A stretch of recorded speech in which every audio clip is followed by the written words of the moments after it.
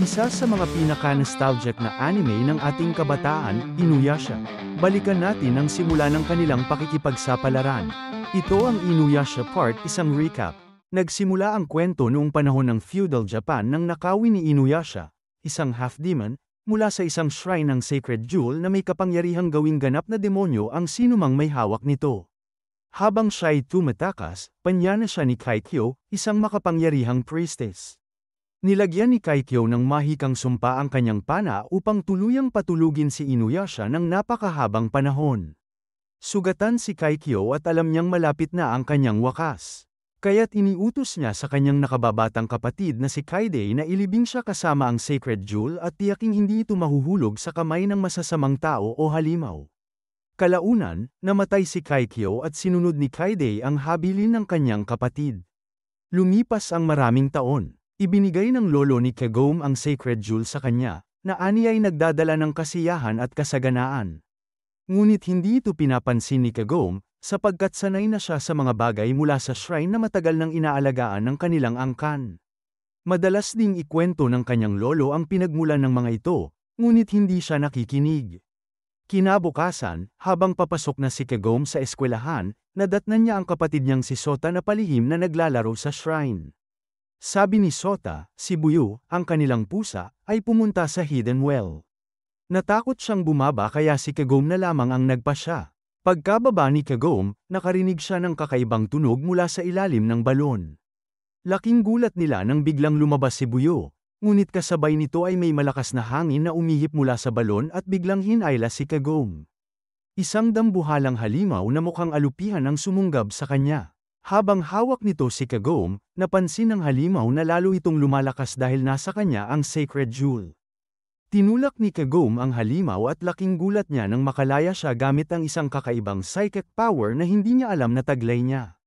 Ngunit bago tuluyang maglaho ang halimaw, nagbabala ito na babalik siya upang agawin ang Sacred Jewel mula kay Kagome. Pagkatapos nito, muling umakyat si Kagome sa balon. Akala niya ay nasa shrine pa rin siya. Ngunit laking pagtataka nang makita niyang ibang lugar iyon. Tinawag niya ang kanyang pamilya habang naglalakad-lakad, hanggang sa nakita niya ang Sacred Tree, at inisip niyang malapit na siya sa kanilang bahay. Ngunit doon niya nakita si Inuyasha, mahimbing na natutulog. Napansin agad ni Kagome na hindi tao si Inuyasha dahil sa kanyang mga tenga. Bigla namang dumating ang ilang tao at panyana si Kagome. Dinakip siya ng mga villagers at nagtaka sila sa kanyang kakaibang kasuutan, akala nila isa siyang banyaga. Dumating si Kaide, na ngayoy matanda na, at agad siyang nagulat dahil kamukhang kamukha ni Kagome ang kanyang yumaong kapatid na si Kaikyo. Sa halip na saktan, pinakain at pinatuloy ni Kaide si Kagome. Humingi rin siya ng paumanhin dahil sa ginawang masama ng mga villagers, paliwanag niya na nagiging mapusok lamang ang mga tao dahil sa kaguluhan ng digmaan. Nang tanungin ni Kagome kung nasa Tokyo ba sila, sagot ni Kaide ay hindi, at ngayon lamang niya narinig ang pangalang iyon.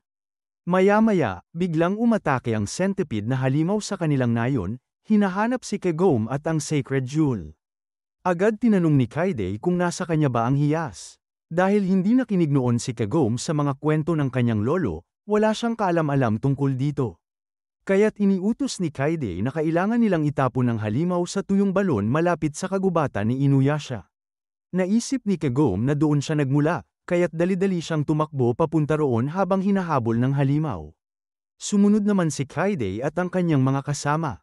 Humingi ng tulong si Kagome habang malapit ng abutan ng halimaw, at sa mga sandaling yon, biglang nagising si Inuyasha mula sa kanyang mahabang pagkakatulog. Naamoy agad ni Inuyasha ang presensya ng babaeng minsang pumatay sa kanya, at akala niya si Kaikyo iyon. Nang makarating si Kagome, tinanong pa ni Inuyasha kung bakit nasasayang ang oras niya sa pakikipaglaban sa isang halimaw na alam niyang madaling matatalo ni Kaikyo. Ngunit agad nagpaliwanag si Kagome na hindi siya si Kaikyo. Dumating muli ang centipede na halimaw, at buti na lamang panyana ito ng mga villagers upang mahayla palayo. Ngunit bago tuluyang madurage, nahila rin ng halimaw si Kagome. Sa kanyang pagkataranta, nagawa niyang hilahin ang buhok ni Inuyasha. Nagulat si Kaide nang makita niyang gising na si Inuyasha, dahil ang alam niya'y panghabang buhay ang bisa ng sumpang ipinataw ng kanyang ate na si Kaikyo. Lalong nabahala si Inuyasha nang marinig mula mismo sa halimaw na hinahanap nito ang sacred jewel. Sinubukan ng halimaw na kainin si Kagome, ngunit napaatras niya ito gamit ang kanyang kakaibang kapangyarihan. Nagtaka si Kagome kung bakit siya may ganitong lakas, at biglang nagliwanag ang hiyas. Sa gitna ng laban, kinagat siya ng halimaw at mula sa kanyang damit ay lumabas ang sacred jewel. Kaagad inutos ni Inuyasha kay Kagome na ibigay ito sa kanya. Ngunit bago pa man niya magawa, parehong ginapos ng halimaw sina Kagome at Inuyasha, sa kanila mo ng halimaw ang hiyas. Lalong lumakas ang halimaw, at mas hinigpitan nito ang pagkakapiit sa kanilang dalawa. Sa desperasyon, inutos ni Inuyasha kay Kagome na bunutin ang pana mula sa kanyang dibdib. Ngunit mahigpit itong tinutulan ni Kaide dahil alam niyang masama si Inuyasha. Sa kabila nito, pinili ni Kagome na huwag mamatay at tinanggal ang arrow. Labis na natuwa si Inuyasha nang makawala siya. Agad niyang pinunit ang pagkakagapos at ginamit ang kanyang matatalim na kuko upang hatiin sa dalawa ang halimaw. Ngunit dahil nasa loob pa rin ito ang sacred jewel, may posibilidad pa itong mabuhay. Kaya't inutusan ni Kaide si Kagome na hanapin at kunin ang hiyas mula sa katawan ng halimaw. Nang matagpuan ito, ibinigay niya kay Kaide. Ngunit ipinagkatiwala muli ni Kaide ang hiyas kay Kagome, dahil siya lamang ang may kakayahang magtago nito. Ngunit matapos mapatay ang halimaw, agad na ipinakita ni Inuyasha ang kanyang tunay na hangarin, ang maaga ang sacred jewel. Naging mapanganib muli siya at nagtangkang patayin si Kagome kung hindi niya ito ibibigay. Agad siyang pinalibutan ng mga mamamayan ng nayon, at mariing sinabi ni Kaide kay Kagome na huwag ibigay kay Inuyasha ang hiyas. Mabilis na umatake si Inuyasha kay Kagome, ngunit dahil nadulas si Kagome, naiwasan niya ang matutulis na kuko nito. Panyana ng mga villager si Inuyasha, sa kanyang galit, hinati niya ang dalawang punong magkatabi at itinumba ito sa mga tao. Sunod namang inatake ni Inuyasha si Kaide at nahati niya ang lupa gamit ang kanyang lakas. Bilang tugon, agad nilagyan ni Kaide ng mahiwagang kwintas si Inuyasha at inutusan si Kagome na banggitin ang anumang salita upang mapigilan siya. Nahulog si Kagome mula sa isang bangin at nabitawan ang hiyas na napunta sa tulay. Nang akmang kukunin na ni Inuyasha ang sacred jewel, biglang naisip ni Kagome ang salitang upo. Sa isang iglap, bumagsak si Inuyasha sa lupa at hindi niya matanggal ang kwintas. Lalo siyang nainis, at nang balak niyang muling umatake kay Kaide, muli siyang pinaupo ni Kagome, na siyang dahilan upang tuluyan siyang mahulog sa ilog. Kinaumagahan, bumalik sila sa nayon at inumpisahan ang pag-aayos sa mga nasira dahil sa naging labanan laban sa centipede na halimaw. Habang ginagamot ang mga sugat ni Kagome, binalaan siya ni Kaide na mag-ingat dahil maraming halimaw at tao ang nagnanais makuha ang sacred jewel para sa sarili nilang kasakiman. Tinanong naman ni Kagome si Inuyasha kung bakit siya naruroon. Sagot ni Inuyasha, aalis lang siya kung ibibigay ni Kagome sa kanya ang hiyas. Ngunit nagtaka si Kagome at sinabi, bakit mo pa kailangan ng sacred jewel? Malakas ka naman na, hindi mo na kailangan pa ng dagdag na kapangyarihan. Doon ipinaliwanag ni Kaide na si Inuyasha ay isang half-demon. Nagalit si Inuyasha dahil pakiramdam niya'y minamaliit siya ni Kaide, ngunit agad itong nagpakilala bilang nakababatang kapatid ni Kaikyo. Naalala ni Inuyasha ang priestess at laking gulat niya nang mapagtanto niyang matanda na si Kaide. Ngunit ipinaalam ni Kaide na matagal nang patay si Kaikyo, sa mismong araw na isinumpa niya si Inuyasha. Sa narinig, tila nabunutan ng tinik si Inuyasha at gamaan ang loob dahil wala na si Kaikyo. Ngunit binalaan siya ni Kaide na huwag siyang magpakampante, dahil si Kagome mismo ang reinkarnasyon ni Kaikyo. Hindi lang ang itsura at kapangyarihan ni Kaikyo ang hawak ni Kagome, kundi pati ang sacred jewel. Kaya tungkulin ni Kagome na protektahan ito.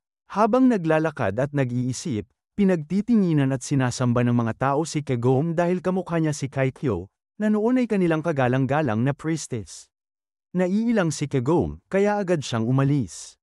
Kinagabihan, hindi makatulog si Kagome. Miss na niya ang kanyang pamilya, lalo na't 2 araw na siyang nasa panahong yon. Habang nagmumuni-muni, bigla siyang binantayan ng mga uwak na halimaw. Agad silang inatake ni Inuyasha para malayo kay Kagome. Pagsapit ng umaga, iniisip na ni Kagome kung paano makakabalik sa kanyang panahon. Nag-aalala si Kaide dahil iniwan ni Kagome ang nayon ng mag-isa. Nagpunta si Kagome sa Sacred Well, ngunit sa daan ay hinarang siya ng mga bandido.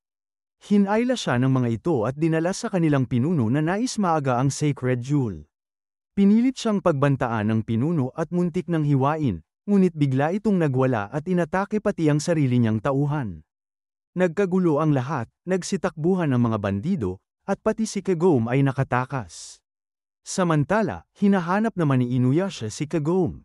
Sinira ng pinuno ng mga bandido ang paligid upang walang makatakas. Sa desperasyon, naisip ni Kagome na ibato palabas ang Sacred Jewel para mailigtas ang iba.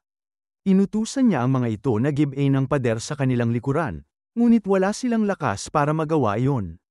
Muling umatake ang pinuno kay Kagome, ngunit dumating si Inuyasha at mabilis na pinutol ang kanyang espada. Sunod ay binugbog niya ito hanggang sa mawalan ng laban. Nagpulasan ang mga bandido, ngunit si Inuyasha, wala pa ring pakialam kay Kagome, ang tanging iniingatan lang niya ay ang Sacred Jewel. Ngunit bigla na lamang bumangon muli ang pinuno. Naamoy ni Inuyasha ang kakaibang presensya. Laking gulat nila nang makita ang isang halimaw na uwak na nakabaon sa kanyang dibdib, at unti-unting kinakain ang kanyang puso upang sakupin ang kanyang katawan. Hinugot ni Inuyasha mula sa bangkay ang halimaw na uwak na kumain ng puso nito. At agad na nakatakas ang nilalang. Ayaw sanang habulin ni Inuyasha dahil mas mahalaga para sa kanya ang Sacred Jewel, ngunit laking gulat niya nang makita na kinuha ng uwak ang hiyas. Wala siyang nagawa kundi habulin ito. Habang tumatakbo, nakakita sila ng pana na maaaring gamitin ni Kagome. Pinilit ni Inuyasha na siya'y pamana, ngunit hindi marunong si Kagome. Akala kasi ni Inuyasha, dahil reinkarnasyon siya ni Kaikyo, isang mahusay na mamamana, ay magaling din dapat si Kagome. Ngunit huli na, dahil nilamon na ng uwak ang Sacred Jewel at lalo itong lumaki at lumakas. Nang hindi makapagpana si Kagome, agad siyang iniwan ni Inuyasha, na para bang wala siyang silbi. Habang lumilipad, biglang dinagat ng uwak ang isang batang nasa tulay. Sa kawalan ng pakialam, basta na lamang inatake ni Inuyasha ang halimaw, at tuloy-tuloy itong bumagsak sa ilog, kasama ang bata. Sa gitna ng lahat, tumalon si Kagome upang iligtas ang bata at lumangoy papalapit dito. Namangha ang mga tao dahil sa panahong yon, wala pang nakakaalam lumangoy. Napagkamalan pa nga nilang isa siyang diwata. Pagkaligtas ni Kagome sa bata, galit siyang hinarap si Inuyasha dahil sa kawalan nito ng malasakit. Para sa kanya, mas mahalaga ang buhay ng bata kaysa sa Sacred Jewel. Samantala, nagtatangka namang makatakas muli ang uwak, ngunit napansin ni Kagome na naiwan sa likod ng bata ang isa nitong paa. Mabilis na nag-isip si Kagome ng paraan, ikinabit niya ang paa ng uwak sa dulo ng pana. Dahil sigurado siyang babalik yun sa katawan ng halimaw, tiyak na tatama ang kanyang pana. Pinakawalan niya ito, at tumama nga sa uwak. Sa isang iglap, nawasak ang halimaw at naduraj din ang Sacred Jewel. Kumalat ang mga piraso ng hiyas sa iba't ibang dako ng mundo. Sa huli, magkasamang hinanap ni Inuyasha at Kagome ang mga natirang piraso. Biglang bumagsak sa kanilang harapan ang ulo ng uwak, at mabilis itong dinurog ni Inuyasha. Doon nila nakita ang isang kapiraso ng Sacred Jewel. Nagulat si Inuyasha nang mapagtanto niyang ang hiyas na buong buhay niyang inasam-asam protektahan ay tuluyan ng naduraj at nagkapira-piraso. Dito nagtatapos ang unang bahagi ng recap ng Inuyasha. Ito ang Inuyasha Part isang recap. Kung nagustuhan mo, huwag kalimutang i-like, mag-comment, at mag-subscribe para sa Part 2. Kita-kits sa susunod.